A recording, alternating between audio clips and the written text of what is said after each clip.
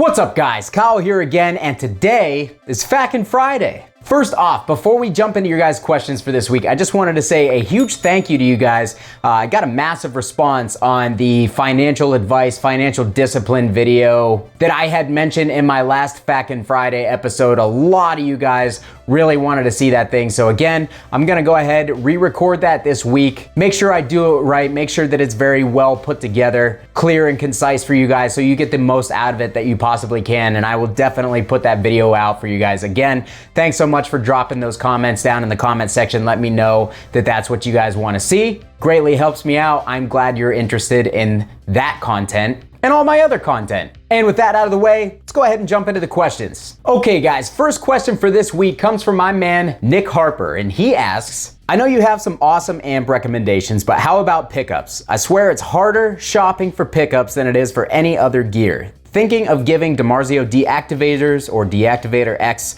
pickups a try in my Mahogany EC1000. Thank you for your question, Nick, and I know that I have covered the pickup thing a number of times in my FAQ'N Friday episodes, but it's actually been quite a while since you guys have asked me about pickups, so I'll revisit that question again. And honestly, some things have changed, I guess. By changed, I mean I kind of realize that I just end up back at the points that I started at for a lot of things. So over the past, I would say month or so, I've gotten a bunch of new guitars, and I've been doing a lot of pickup swapping and stuff like that, trying out different things because I've got a lot of guitars, guys. I've got a lot, as you guys have probably seen in my gear tour video, and there are a lot that I haven't been playing all that much, and I just realized it's not because I don't like the guitar, it's because the pickups in them just aren't right for the sound that I'm currently going for, because again, that does change from time to time. You do tend to lean, different ways in your tonal search, and for a long time, like a lot of my Gibsons have like hot PAFs in them,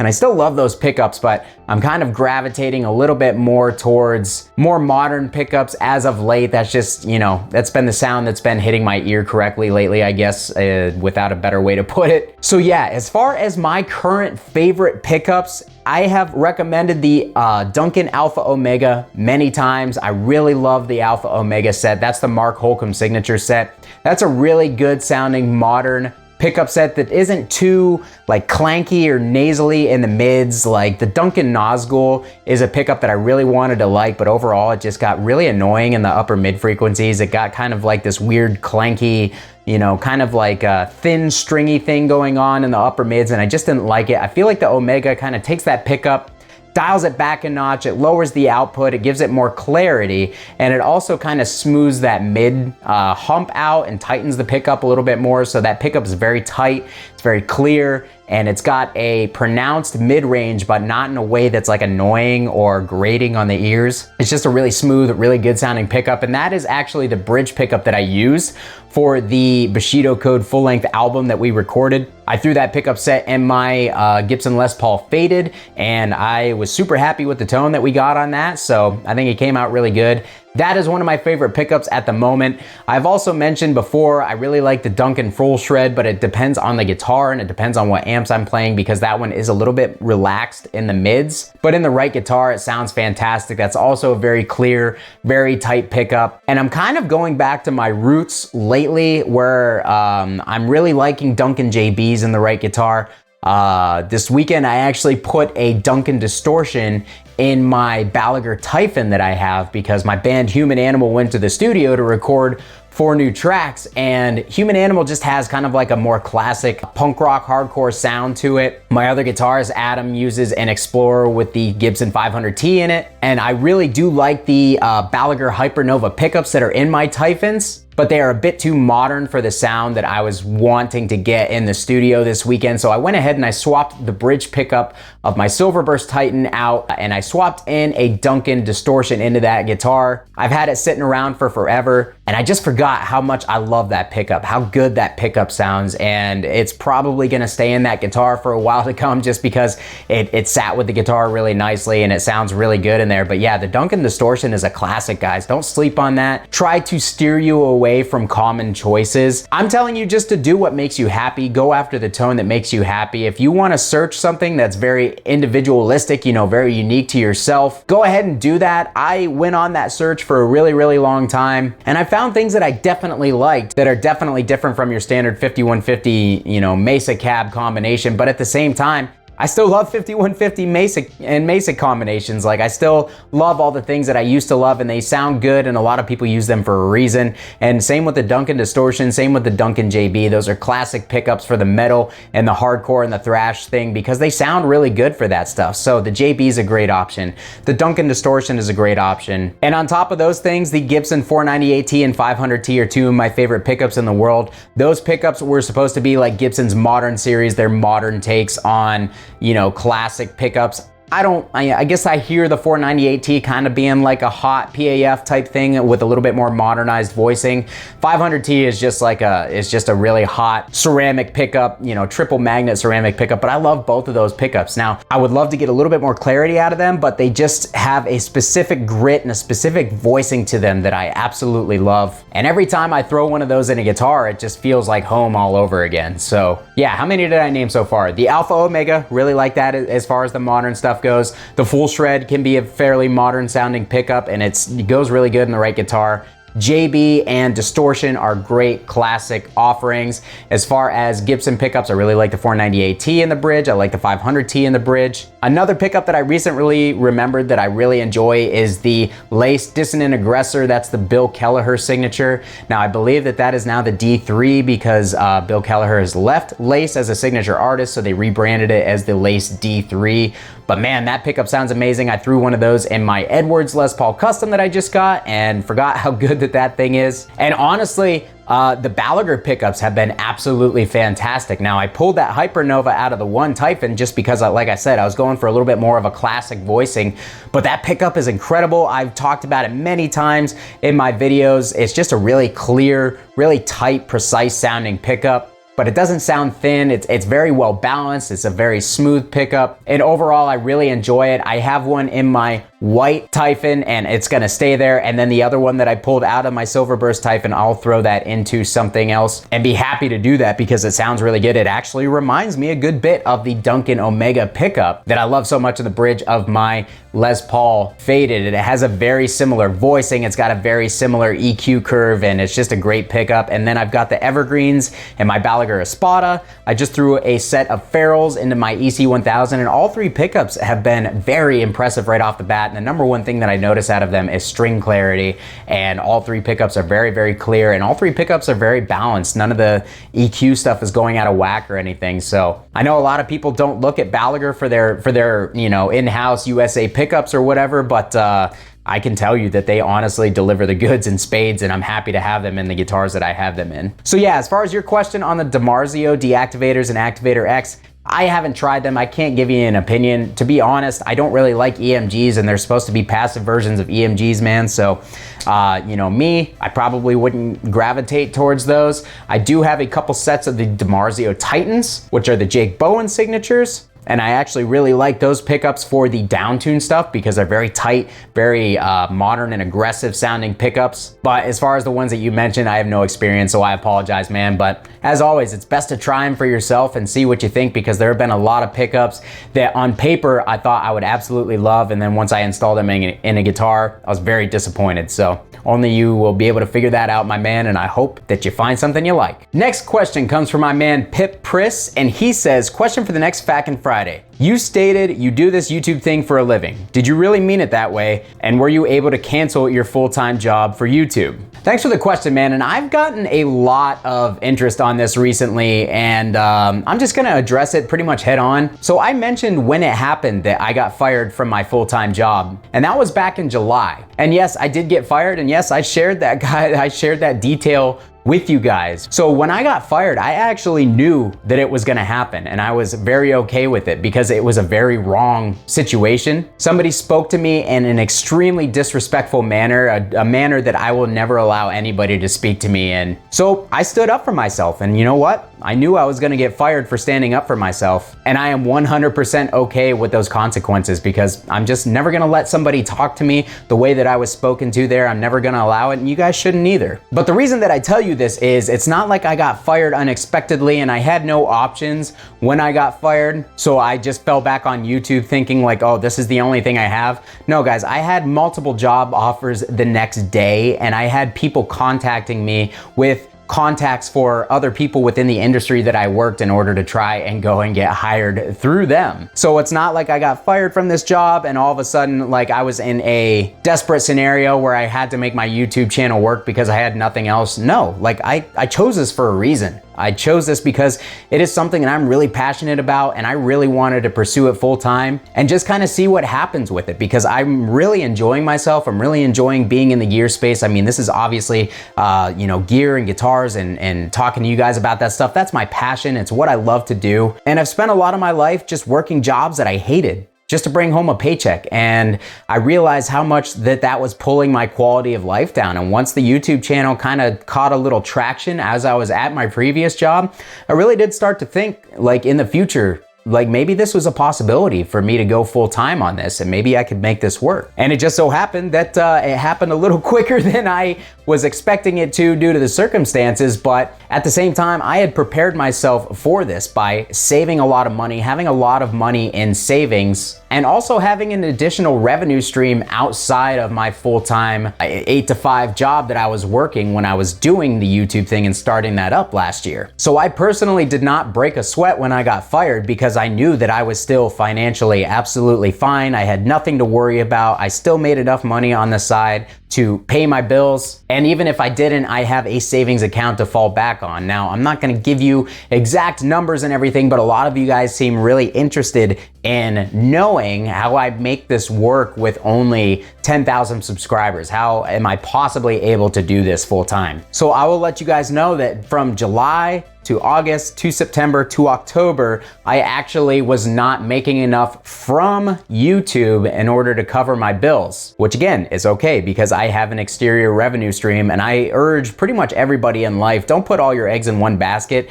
If you can find ways to make money outside of your 9 to 5 job or outside of your main profession, that's always a good idea.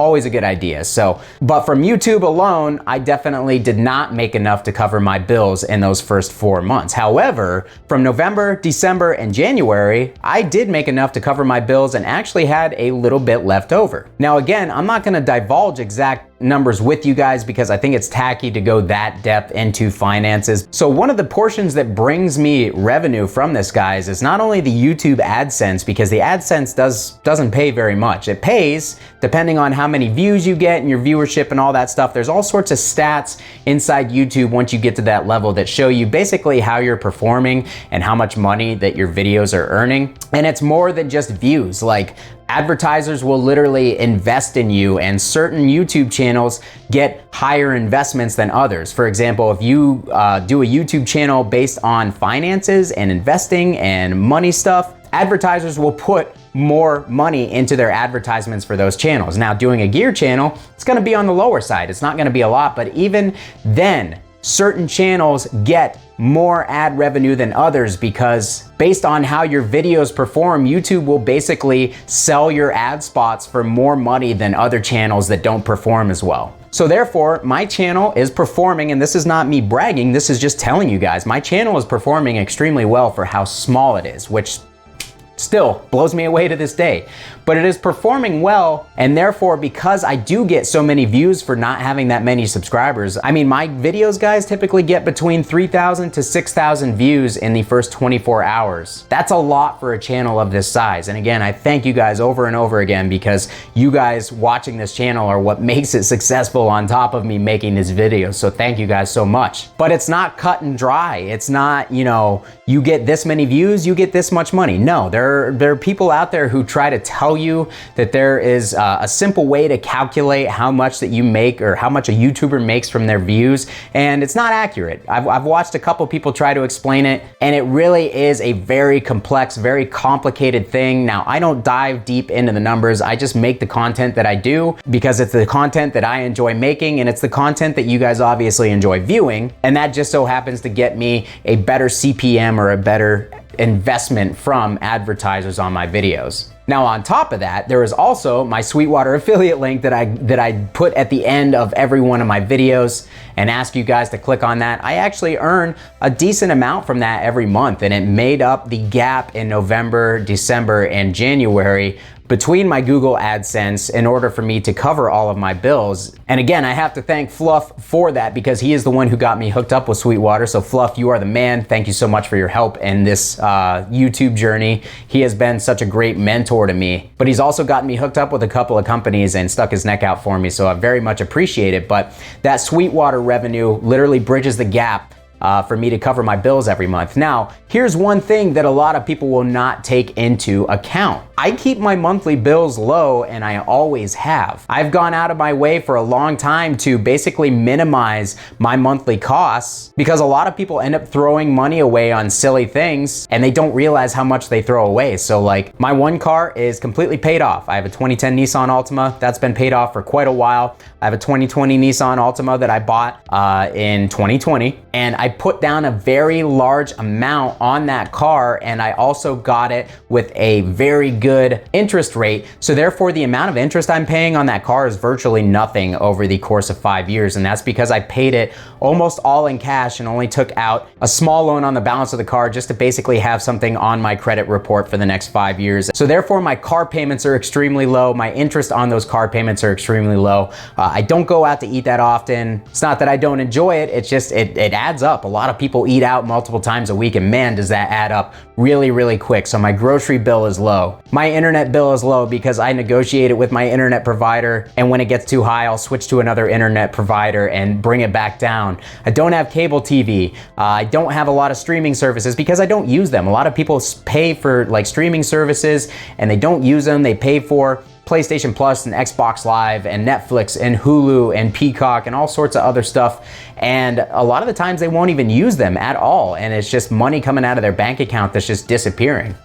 And kind of the same with cable TV. So like basically what I'm trying to get at is I have made a very conscious effort to keep my monthly bills low, so my cost of living is very low. And in that sense, I have been able to take that money and invest it in other things or stick it in a savings account because I'm not throwing it away every month. I'm being very conscious about pretty much every dollar that I spend and trying to minimize the out of pocket that I pay for things that I don't need or that I pay on interest and stuff like that. So that is how I'm able to do this full time, guys. I don't make a lot of money from AdSense revenue and from my Sweetwater affiliate link, but it's already to the point where my bills are covered every month. Again, there are different factors to take in other than just how many views somebody gets alone, but even so, my channel does get a lot of views for the number of subscribers that I have, and I also post a lot of videos every week. I usually post 5 videos a week that get between 3,000 and 5,000 views within the first 24 hours. So my channel does get a good amount of views, and I'm not bragging. I'm just giving you guys the numbers. You guys have been asking me a lot how I can do this full time,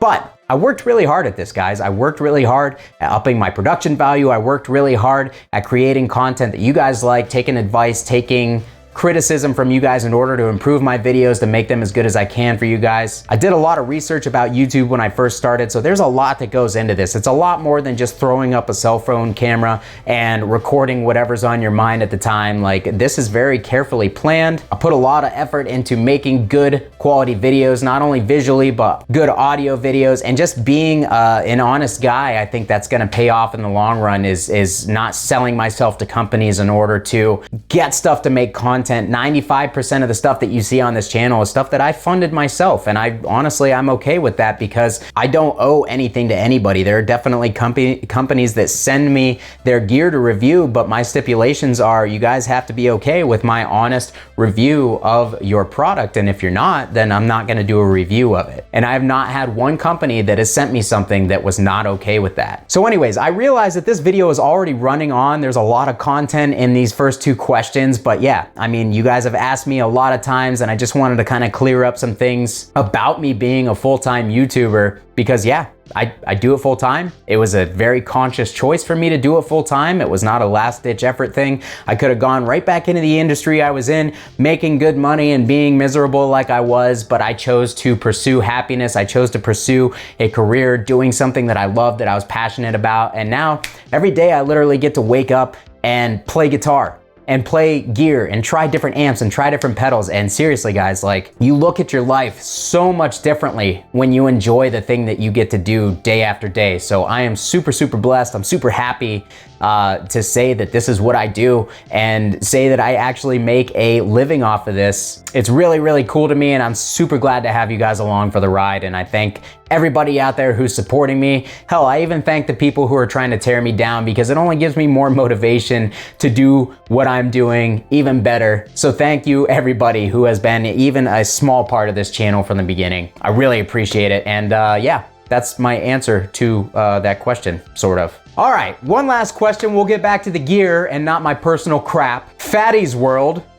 excellent channel name, asks, you've probably covered this topic before. I've noticed that most of the cabs in your videos are angled A cabs. Most heavy music players seem to favor straight B cabs. What's your take? Thank you for the question, man. And that is honestly a really good question. And I really think that, like a lot of my answers for a lot of my questions on this channel, it's really situational. I like B cabs, I like A cabs, but I tend to gravitate towards A cabs or slant cabs. Number one, because they're more readily available on the market. It just seems like I find good deals on slant cabs a lot more readily than I do on straight cabs. Straight cabs seem harder to come by. They seem more coveted by players.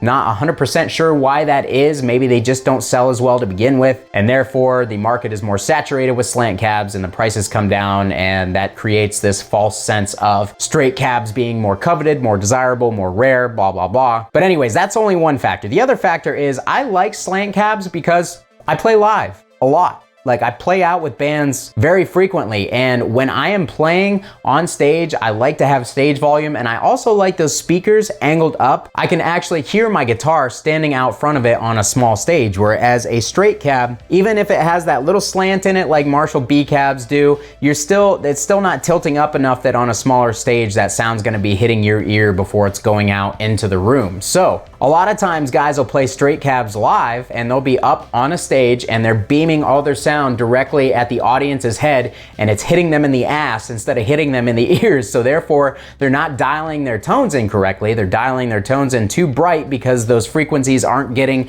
pushed up to their ear level to where they can actually hear it, and their tone is usually overly bright or overly midi or even too loud, because it's not as loud if it's not hitting your ears directly. If it's going, you know, at your waist level and out into the crowd, you're gonna be too loud. So I prefer angled cabs because they actually push the sound up. It's angled at your ears, and honestly they create a little bit better dispersion too. A slant cab, all four speakers pushing in the exact same direction at the exact same angle, you're gonna get a little bit more of a beamy sound. But when you have two speakers going straight out and two speakers going up, that sound is being dispersed a little bit more, and therefore it's not so directional. And I just think overall that if you're gonna be playing live, it's usually better to have a slant cab for that reason, because you can actually hear yourself play on a small stage. Now, if you're playing a much bigger stage, or you're playing, you know, with in-ears where you're mic'd up or something like that, and all the sound is piped into your in-ears, then it doesn't really matter all that much. Or if you're playing a place with a really good sound system and the front of house monitors that are coming back at you,